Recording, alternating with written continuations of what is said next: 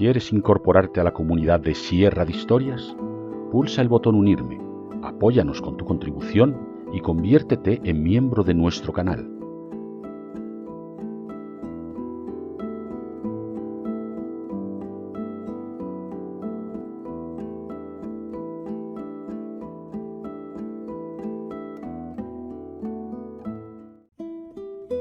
Sierra de Historias, con Alberto Garín.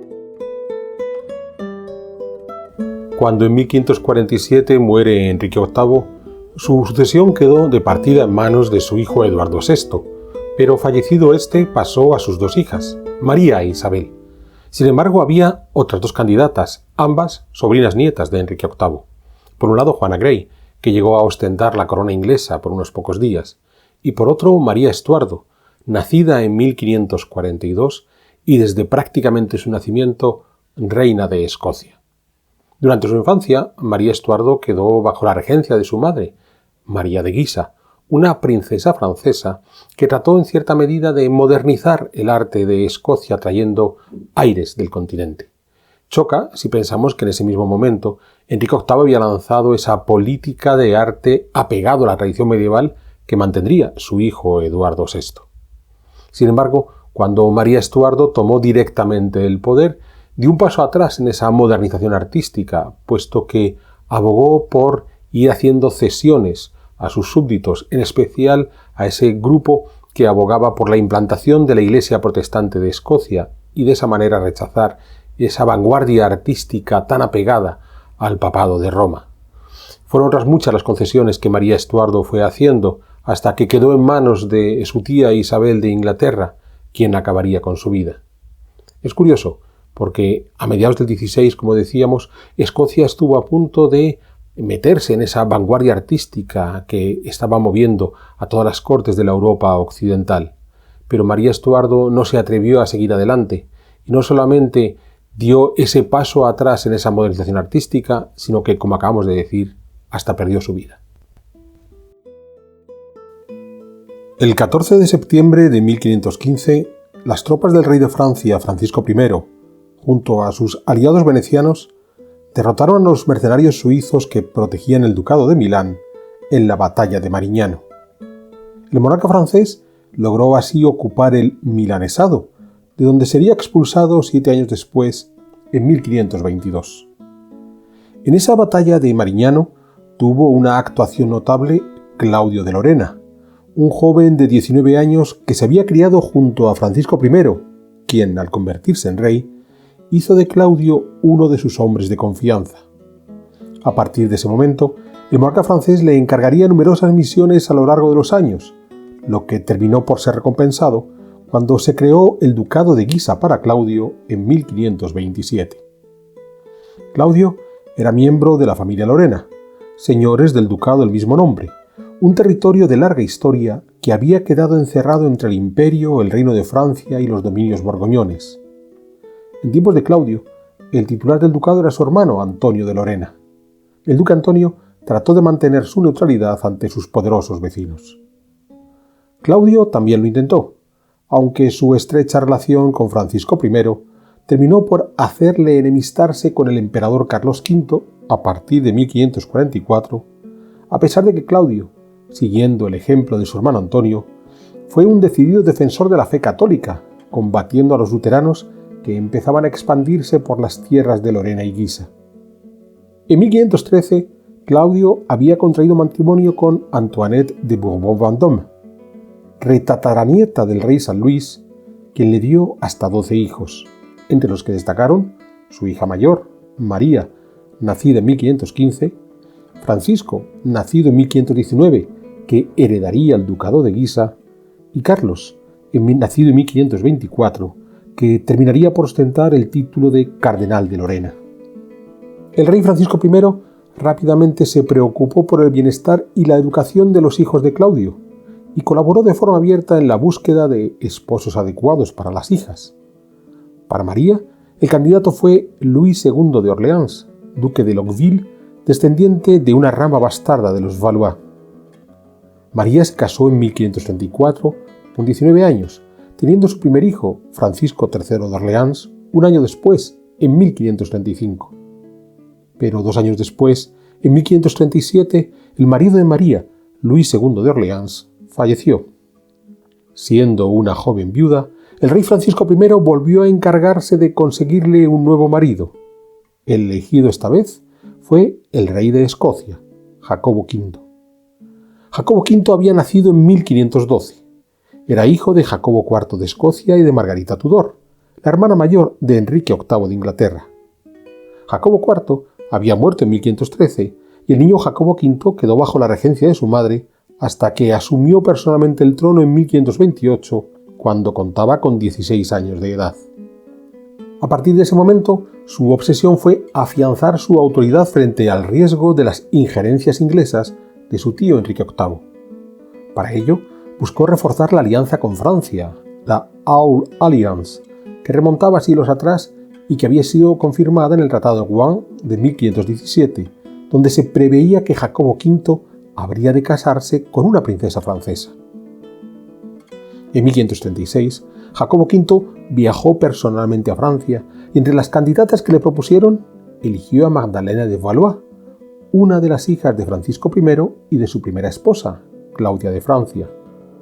Claudia de Francia había muerto en 1524, cuando Magdalena solo contaba con 4 años.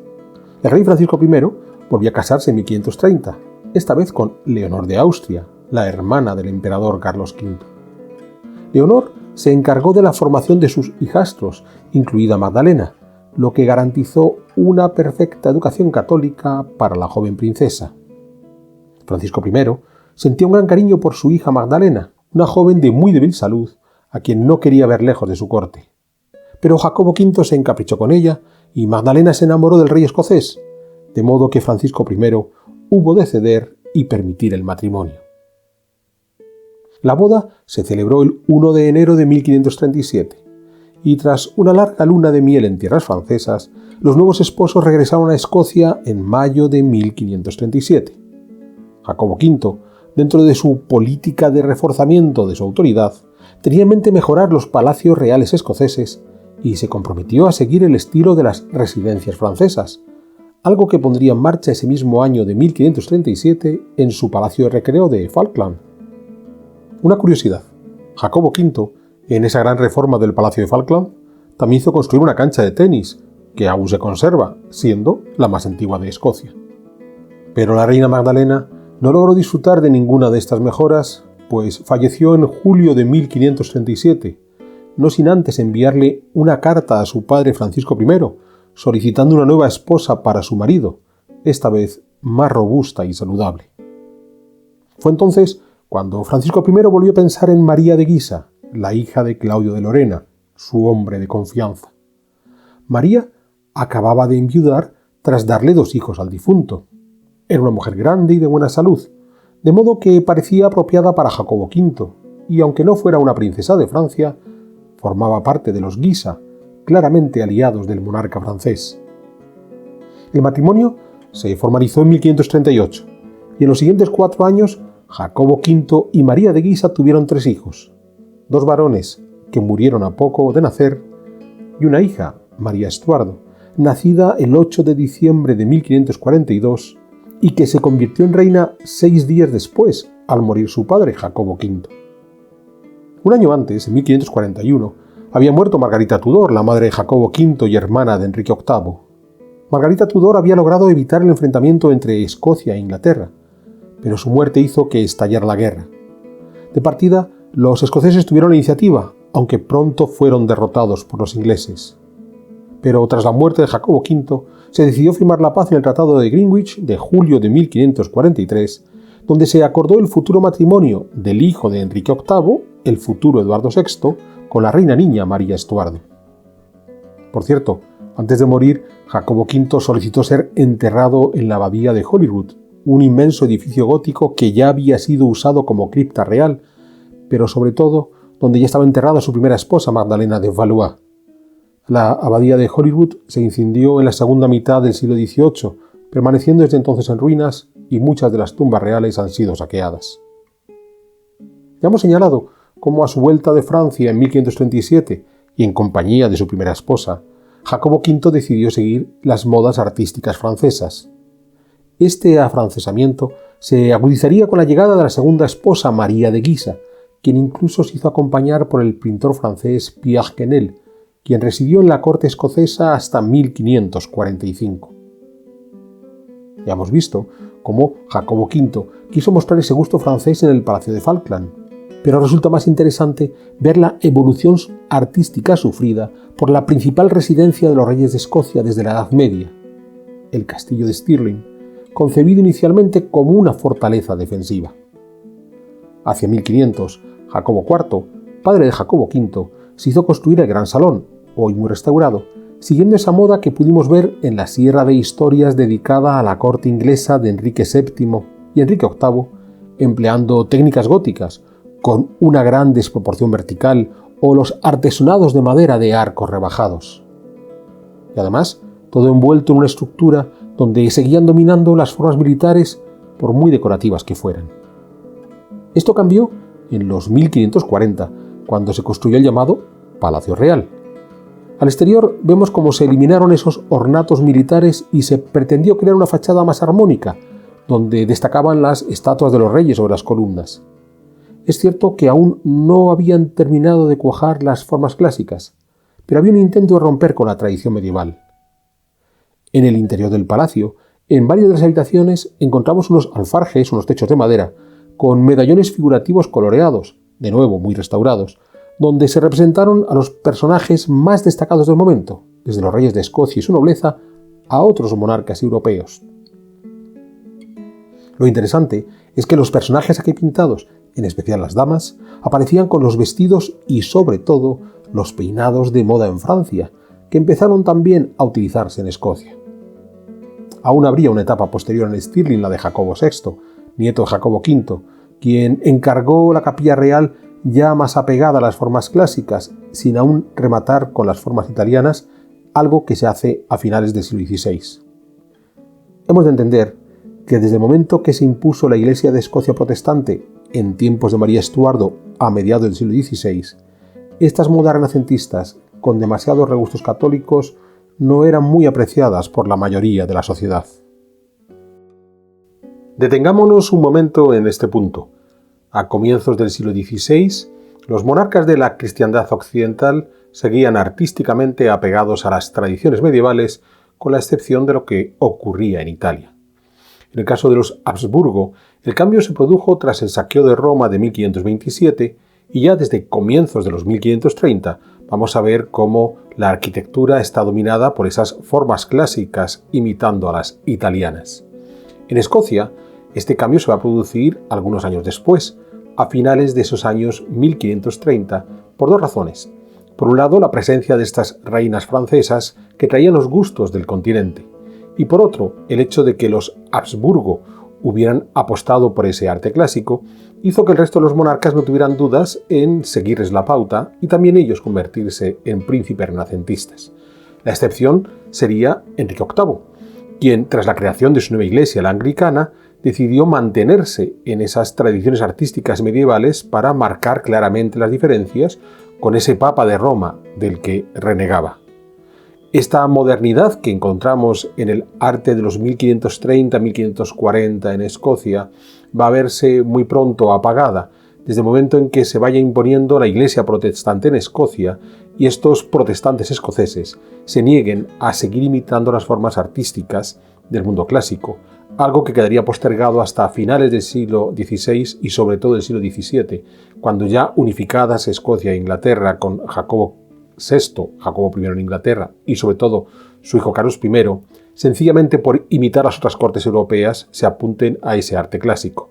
Ya hemos tenido ocasión de hablar sobre Carlos I en una sierra de historias, pero ahora continuemos con este reinado de María Estuardo y tratemos de entender por qué, al final, los protestantes escoceses lograron imponerse. Tras la muerte de Jacobo V en 1542, el gobierno de Escocia quedó en manos de James Hamilton, conde de Arran, quien actuó como regente.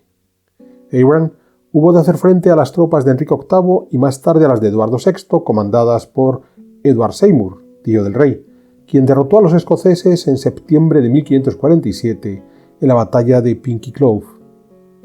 De partida, el conde de Arran, protestante, había visto con buenos ojos la alianza con la Inglaterra de Enrique VIII, pero iniciada la guerra, consideró más favorable continuar apoyándose sobre los franceses.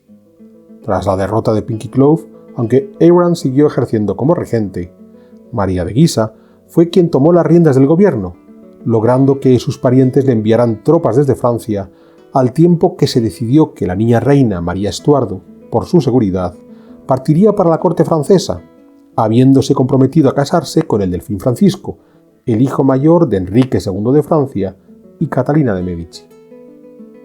Cuando María Estuardo llegó a París en agosto de 1548, aún tenía 5 años.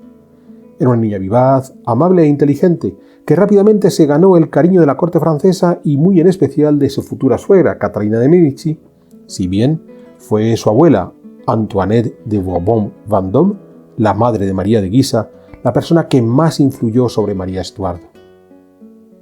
María Estuardo recibió en Francia la mejor educación posible, además de no perder su escocés natal, para lo que contó con la pequeña corte de nobles escoceses que le acompañaron en su viaje de 1548. María Estuardo aprendió el francés, el italiano, el español, además del latín y el griego clásicos. Pero también se aficionó a la música, la danza, la poesía, la equitación o la cetrería, algo que cuando regresó a Escocia muchos años después, le valió ser acusada de mujer frívola. Desde su llegada a París, María Estuardo estableció una cordial relación con su futuro esposo, Francisco, que era 2 años más pequeño que ella, pero sobre todo con su futura cuñada, Isabel de Valois, la que terminaría por ser la 4ª esposa de Felipe II de España. Mientras María Estuardo crecía así en un ambiente amable, su madre lograba que gracias al apoyo francés se concluyese la guerra contra Inglaterra con la firma del Tratado de Borgoña de 1550. María de Guisa organizó entonces su viaje a Francia para poder ir a visitar a su hija y al resto de su familia. María de Guisa llegó a Francia en septiembre de 1550. Su padre, Claudio de Lorena, había muerto unos meses atrás y ahora a la cabeza de la familia estaba su hermano Francisco I, el nuevo duque de Guisa. El duque Francisco tenía una estrecha relación con el rey Enrique II. Por supuesto, ya hemos dicho que María Estuardo, sobrina del duque, era muy querida en la corte francesa, de modo que María de Guisa quiso aprovechar tan ventajosa posición para buscar nuevos apoyos. Es indudable que María de Guisa conocía la debilidad de su posición. Durante ese viaje a Francia se descubrió un complot en el que un grupo de protestantes escoceses habían tratado de envenenar a la reina niña María Estuardo. Había 2 razones para ello. Por un lado, la catolicidad de la propia María Estuardo y por otro, el excesivo apoyo que recibía María de Guisa de las tropas francesas, que en Escocia eran vistas como enemigos extranjeros. Para tratar de equilibrar esa situación con los protestantes escoceses, a su regreso a la Gran Bretaña en 1551, María de Guisa se detuvo en Inglaterra a conversar con el rey, Eduardo VI, pero lo que consiguió fue ganarse la enemistad de los católicos escoceses, pero también de los ingleses, liderados en esencia por la princesa María, la futura María I, que se negó a reunirse con María de Guisa. Posiblemente María de Guisa era consciente que el programa político que trataba de defender tenía demasiadas dificultades para llevarse a cabo. Que María Estuardo siguiera siendo reina de una Escocia católica e independiente realmente se veía con muchísima dificultad. No estaba equivocada. La historia nos hará ver que, en efecto, María Estuardo perdió su corona, Escocia se convirtió en un país protestante y, además, quedó opacada tras la unión por Inglaterra. En 1554, María de Guisa quedó como regente única de Escocia. Era el último movimiento buscando reforzar el poder de su hija. En Inglaterra ya gobernaba la católica María I desde 1553. Hubiera sido posible un entente entre ambas mujeres para reforzarse mutuamente. Es más, la llegada al trono de María I Tudor había supuesto la salida de este país de John Knox, el principal religioso líder protestante escocés, refugiado en Inglaterra y que huyó a Ginebra, desde donde conspiró para derrocar tanto a María de Inglaterra como a María Estuardo. En 1556, John Knox regresó brevemente a Escocia, donde predicó sus ideas religiosas. Cuando fue convocado a Edimburgo para ser juzgado por las autoridades católicas, se hizo acompañar de una gran multitud que hizo dudar a la regente María de Guisa, quien prefirió dejarle libre. María de Guisa no quería enemistarse aún más con los escoceses, después de que buena parte de su gobierno había sido dado a oficiales franceses. Es cierto que John Knox no aprovechó esa ventaja, que le dieron en 1556, pues regresó a Ginebra, pero las puertas a la conversión protestante de Escocia quedaron abiertas. En abril de 1558, María Estuardo, con casi 16 años, se casó con el delfín Francisco de Francia, de 15. Entre las cláusulas del matrimonio quedó establecido que si María Estuardo moría sin descendencia antes que su marido, la corona de Escocia pasaría a éste. En noviembre de 1558 murió en Londres María I de Inglaterra. Fue sucedida por su hermana Isabel, anglicana, pero el partido católico abogó por María Estuardo como la legítima heredera, una aspiración que se mantendría durante años. Mientras tanto, la desaparición de la última reina católica de Inglaterra animó a los protestantes escoceses a alzar su voz, y en el invierno de 1558-59 hubo varios movimientos iconoclastas atacando el supuesto arte católico idolátrico que María de Guisa no supo contener. Para agravar la situación, en mayo de 1559, John Knox regresó a Escocia, encendiendo aún más los ánimos. Este auge de la iconoclastia supuso el principio del fin de la modernización artística iniciada por Jacobo V y María de Guisa. Un nuevo acontecimiento vino a complicar aún más la situación. En junio de 1559 murió de forma accidental Enrique II de Francia. Su hijo, Francisco II, se convirtió en rey y con él María Estuardo, que pasó a ser reina de Escocia y Francia. Francisco II era un joven de débil carácter que rápidamente delegó el poder en los tíos de su esposa, el duque de Guisa y el cardenal de Lorena, los hermanos de María de Guisa. Todo apuntaba a que los Guisa, dominando Francia, podrían ayudar sin límites a su hermana en su lucha contra los protestantes. Pero los protestantes escoceses supieron organizarse en el grupo de los Lores de la Congregación, que pidieron ayuda en febrero de 1560 a la reina Isabel de Inglaterra para que enviase tropas contra los ejércitos franceses. Pero además, en la propia Francia, se había producido una sublevación de los hugonotes, los protestantes franceses, lo que menguó la capacidad de los Guisa para ayudar a su hermana, la regente. Todo se vino abajo cuando la regente María de Guisa murió en junio de 1560. Poco después, se firmó la paz entre Francia, Inglaterra y Escocia, y en agosto de ese año de 1560, el Parlamento escocés aprobó el establecimiento de la Iglesia Presbiteriana de Escocia. La reina María Estuardo, desde Francia, quiso oponerse al cambio religioso, pero en diciembre de 1560 murió su esposo Francisco II, siendo sucedido por Carlos IX, bajo la regencia de su madre Catalina de Medici. Los Guisa perdieron buena parte de su ascendente sobre la corte francesa y Catalina de Medici invitó a María Estuardo a partir para Escocia, donde llegó en agosto de 1561, abandonando el único país donde realmente fue feliz. En Escocia, la regencia estaba dominada por Jacobo Estuardo, conde de Moray, medio hermano de María Estuardo, pues era un hijo ilegítimo de Jacobo V, el padre de María. Moray lideraba la facción protestante de Escocia, que ya era la dominante. María Estuardo, pese a ser una ferviente católica, lo que le valió el rechazo de sus súbditos presbiterianos, comenzando por John Knox, que criticó en público sus costumbres mundanas, María Estuardo, como decimos, favoreció esa preponderancia protestante, con lo que también se ganó la enemistad de sus súbditos católicos. Se ha considerado que esta debilidad frente a los rivales pudo ser el resultado de la incapacidad de María Estuardo para gobernar. También hay algunos historiadores que han señalado la ambición de la reina escocesa por convertirse además en la heredera del trono inglés tras su tía Isabel I, con lo que abandonó un tanto los problemas escoceses. Pero hay un tercer elemento a tener en cuenta. Siendo una persona especialmente sensible, María Estuardo había presenciado los horrores de las persecuciones religiosas, las de los protestantes contra los católicos en la Inglaterra de Eduardo VI e Isabel I, y la de los católicos contra los protestantes en la Inglaterra de María I y sobre todo en la Francia de los Valois. Quizás la reina quiso evitar un baño de sangre insensato, algo que en gran medida logró, pues los católicos escoceses no sufrieron el grado de persecución al que fueron sometidos en otros lugares, empezando por Inglaterra, salvo a comienzos del siglo XVIII, cuando esos religiosos católicos escoceses sí se vieron acosados por su participación en los levantamientos jacobitas, por tanto, en un marco histórico muy distinto al de estas guerras de religión de la segunda mitad del siglo XVI. Al tiempo que María Estuardo había de hacer frente al problema religioso, era necesario que garantizase su dinastía teniendo un heredero. De su matrimonio con Francisco II no había tenido ningún hijo, y para 1561 era una reina viuda de solo 19 años, muy apetecida por las diferentes casas nobiliarias europeas. Por parte católica se presentaron el archiduque Carlos, hijo del emperador Fernando, y el príncipe Carlos, hijo de Felipe II de España. Isabel I de Inglaterra también propuso un pretendiente, a su favorito, Robert Dudley.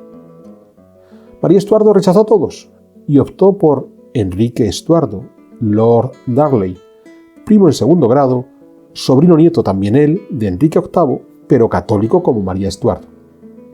Se casaron en julio de 1565 en una boda por amor que provocó la sublevación de los protestantes encabezados por el conde de Moray, recordemos, el medio hermano de María Estuardo. María Estuardo logró derrotar a esos sublevados y por un momento pareció tomar el dominio de su reino.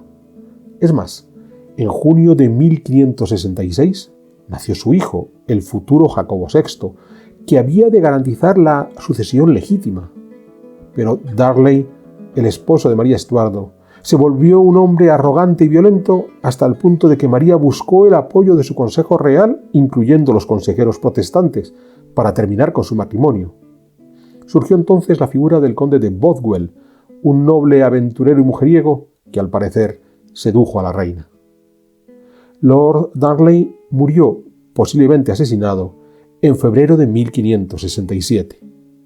Todos los indicios apuntaban al conde de Bothwell, aunque tras su juicio fue declarado inocente. En abril de 1567, María Estuardo se casó con Bothwell. Este tercer matrimonio fue tan tormentoso como breve, pues en julio de 1567 la reina fue depuesta, subiendo al trono al niño Jacobo VI, y Bothwell fue enviado al exilio, donde murió años después, en Dinamarca. María Estuardo, por el contrario, fue mandada a prisión, acusada de adulterio y asesinato. En mayo de 1568, María escapó de su encierro huyendo a Inglaterra, donde buscó el apoyo de su tía Isabel.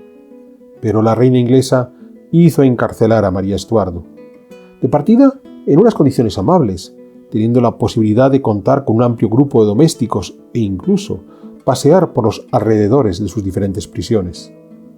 Pero según transcurrían los años, María Estuardo fue organizando sucesivas conspiraciones buscando liberarse y recuperar su trono, con lo que las condiciones de su encarcelamiento se fueron endureciendo.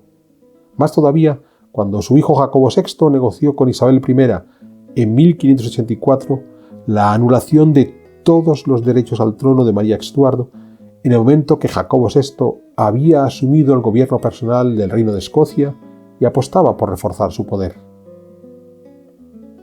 Tras 16 años de encierro, en agosto de 1586, María Estuardo fue acusada de participar en un complot para acabar con la vida de Isabel I. Juzgada y condenada a muerte, María Estuardo fue decapitada en febrero de 1587. Antes de su muerte, solicitó ser enterrada en Francia, pero Isabel I le negó este último deseo y ordenó un funeral anglicano para su sobrina. Años después, Jacobo VI trasladó el cadáver de su madre a la abadía Westminster, enterrándole en una capilla frente a aquella donde reposaba Isabel I. De esta manera acabó sus días María Estuardo, quien en 1560, como reina de Escocia y Francia, parecía estar llamada a convertirse en una de las gobernantes más influyentes de la cristiandad occidental, además de uno de los principales paladines de la Reforma Católica, la mal llamada Contrarreforma, y su arte clásico asociado.